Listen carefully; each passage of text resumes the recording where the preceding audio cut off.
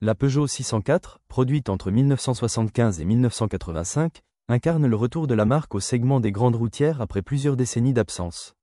Elle fut conçue pour rivaliser avec les berlines allemandes comme les Mercedes et BMW, dans un contexte de montée en gamme du constructeur français.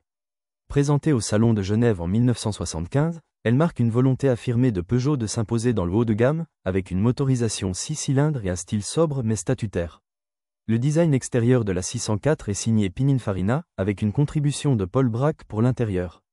La ligne est élégante, tendue, sans extravagance, mais avec une prestance affirmée grâce à ses dimensions généreuses, 4,72 mètres de long, et sa calandre imposante. Elle adopte une carrosserie tricorps classique, mais bien proportionnée, qui séduit par sa simplicité et son équilibre visuel. Sous le capot, la 604 inaugure le célèbre moteur V6 PRV, Peugeot Renault Volvo, d'abord en version 2.6 litres, puis en 2.8 litres. Ce bloc à 90 degrés devait initialement être un V8, mais la crise pétrolière de 1973 a poussé Peugeot à revoir ses ambitions.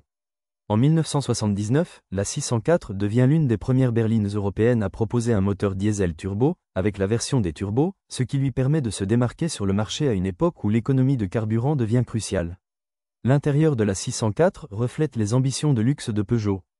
Spacieux et confortable, il offre des finitions soignées, des sièges en velours ou cuir selon les versions, et une instrumentation complète. Le tableau de bord, dessiné par Paul Bracq, est ergonomique et bien agencé. Les versions haut de gamme comme la GTI ou la STI proposent des équipements modernes pour l'époque, tels que la direction assistée, la climatisation et des boîtes automatiques. Malgré ses qualités, la 604 n'a pas rencontré le succès commercial espéré. Elle souffre d'une image ternie par des problèmes de corrosion et une concurrence féroce.